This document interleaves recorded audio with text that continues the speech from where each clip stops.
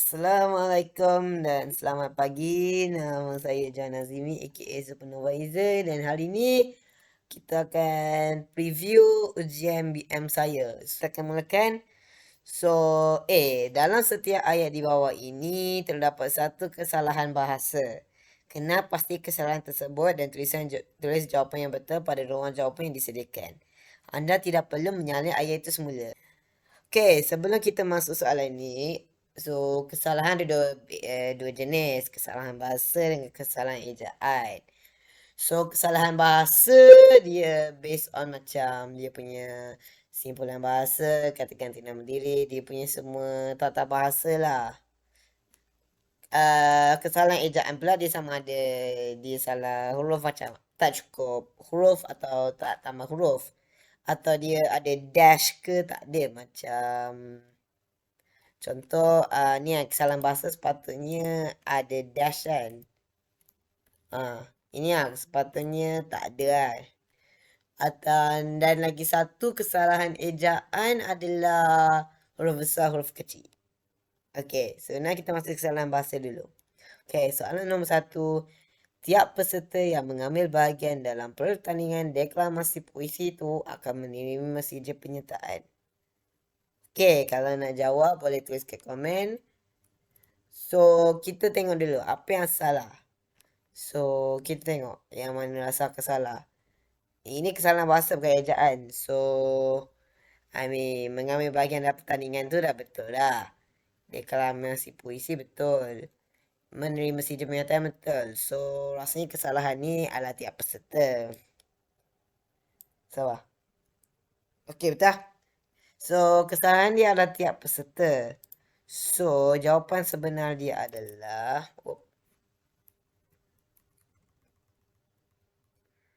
Okay. So, kesalahan dia adalah tiap peserta sepatutnya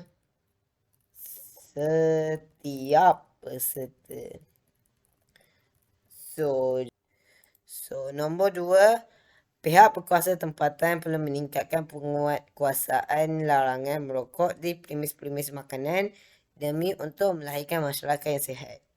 So, kalau ini biasanya soalan senang sebab ini ada demi dan untuk.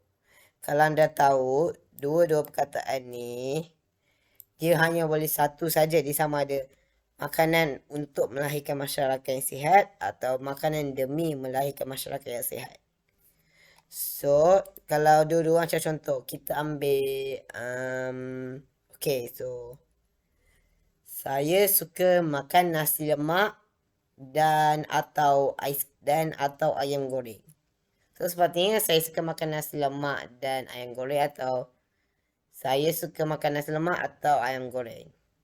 So, dia kena ada satu saja. So, dia sama ada pihak berkuasa tempatan perlu meningkatkan penguasaan larangan merokok di premis-premis makanan demi melahirkan masyarakat sihat atau untuk melahirkan masyarakat sihat. Dua-dua betul. Okey, soalan ketiga. Kenaikan harga barangan membebankan pengguna terutamanya golongan yang berpendapatan tinggi. Okey, kalau orang fikir logik, dia tak ada kesalahan langsung, bagi sesuatu perkataan. Tapi kita akan ambil kesalahan ni ikut logik. Okey, contoh. So, pertama, apa maksud berpendapatan tinggi dengan berpendapatan rendah? So, pendapatan tinggi tu maksudnya orang yang tak cukup duit. Macam dia miskin, dia tak ada duit, tak banyak. Berpendapatan tinggi tu orang yang kaya, yang rich. So, yeah. So, okay, so, contoh. Ini botol air. Okay, so botol air ni RM1 dulu. Lepas tu dia naik jadi RM2. So, bukan RM2. Kita ambil RM10. So, lepas tu, soalan dia, kenaikan harga barang yang membebankan pengguna, terutamanya golongan yang berpendapatan tinggi. Pendapatan tinggi tu orang yang kaya. So, walaupun RM1 tu kadang RM10, adakah dia orang kisah? Dia orang kaya kan?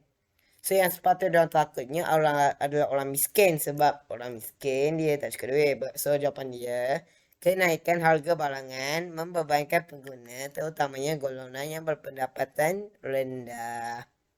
Okay, nombor 4. Encik Hasrul tidak dapat menghadiri mesyuarat pada petang ini kerana anaknya terlibat di dalam kemalangan jalan raya. Okey, so sebelum kita tanya, okey, so kita tengok. So, semua, okey, so kebanyakan ramai orang akan buat kesalahan ni.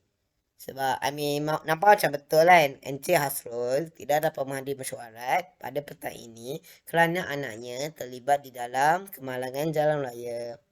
Okey, tapi sebelum tu, apa kegunaan di? Okey, so kita tahu di guna untuk tempat macam di sekolah, di rumah, di banglo. Okey, so saya nak tanya, jalan raya tu dikira tempat tak? Sebab semua orang akan pening. Jalan raya bukan tempat lah kan? Sebab jalan raya dia jalan, bukan macam sesuatu lokasi.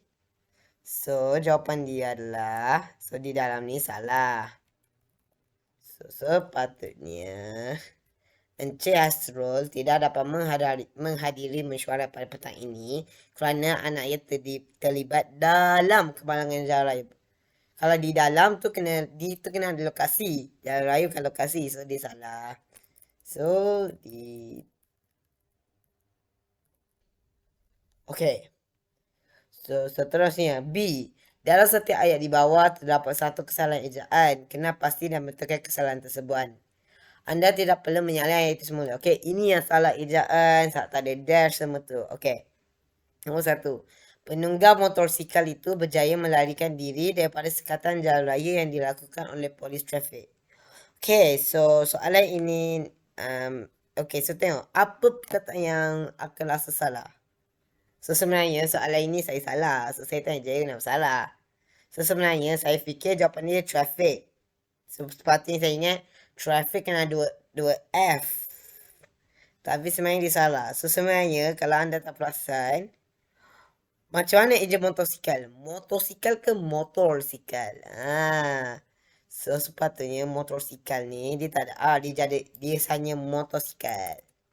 Yang macam English tu memanglah motorcycle. MOTORCYCLE motorcycle. Tapi bahasa Melayu dia motosikal. Dia tak ada motor.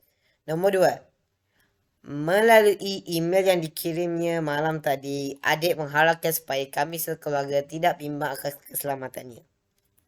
Okay, so apa yang salah ni? Okay, kita tengok. So ini adalah ada satu kata bahasa Inggeris. So email ni bahasa Melayu ke bahasa Inggeris perkataan dia. So kita tahu email ni bahasa Inggeris. Ambil ejaan dia bahasa Inggeris sebab email boleh guna bahasa Melayu. So macam mana nak eja email dalam bahasa Melayu? Okay, so cara dia hampir sama. Okay, so seperti ini. So email dia E-M-E-L. Siapa yang ada orang tulis email, yang salahnya tak payah ada dash. Itu salah, itu bahasa Inggeris. Ini bahasa Melayu, salahin je. So email jadi email. Okay, macam tu. Okay, nombor 3. Semua pekerja di kilang itu akan keluar makan pada waktu tengah hari selama 1.5 jam. Okay, orang akan fikir jawapan ni 1.5 jam lah sebab sepatutnya 1.5 jam. Anda salah. Pertama, ini kesalahan ejaan, bukan bahasa. Yang kedua, 1.5 jam tu betul. Tak kalah.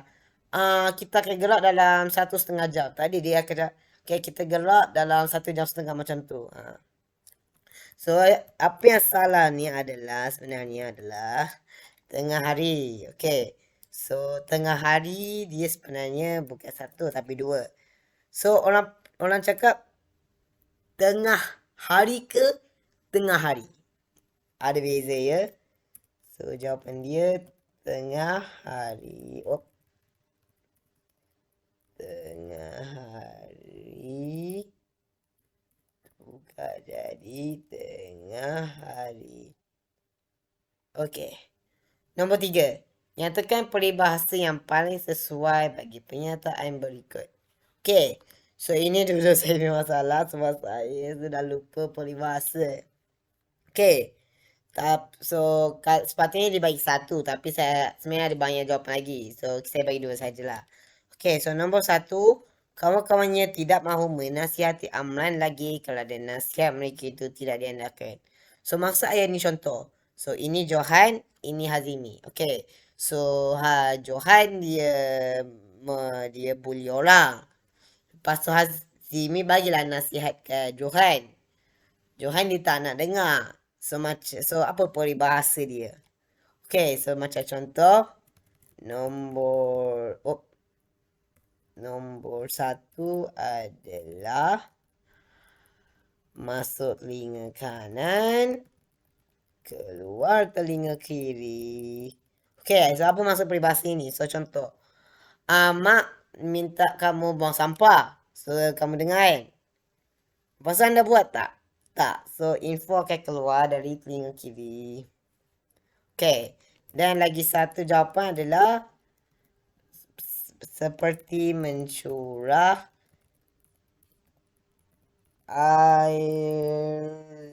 air ke dalam daun keladi. Okay. Kalau tak tahu daun keladi tu apa, so contoh. Okay, anda tahu daun keladi yang besar tu. Okay. So, anda nak basuhkan. So, awal letak air dekat daun kan. Sebab orang siram air di kat daun, bukan kat tanah. So, air tu basuh kat daun. Lepas tu, daun keluarkan air, lepas tu air jatuh dalam tanah dia. So, apa je nak buat? Habis je lah air sebab nak basuh, nak siram pokok kena kat daun, bukan kat tanah. So, membazir je lah. Air tu akan jatuh gak. Okay. Nombor 2. Penduduk kampung itu sentiasa bekerjasama apabila menghadapi sesuatu masalah. So, contoh. They friendship. Dia kuat sama-sama. Dia kalau contoh ada masalah, mereka akan buat sama-sama. Macam dalam contoh, all for one for all. Macam tu lah. Okay. So, contoh peribahasa adalah seperti bagai aur dengan tebing. Itu senang je sebab maksud dia bekerjasama membuat sesuatu masalah. Okay, B adalah berat sama dipikul, ringan sama dijinjing. Okay. So contoh. Okay. Benda ni berat. Kita angkat sama-sama. Okay. Benda ni ringan. Kita angkat sama-sama gak. Okay.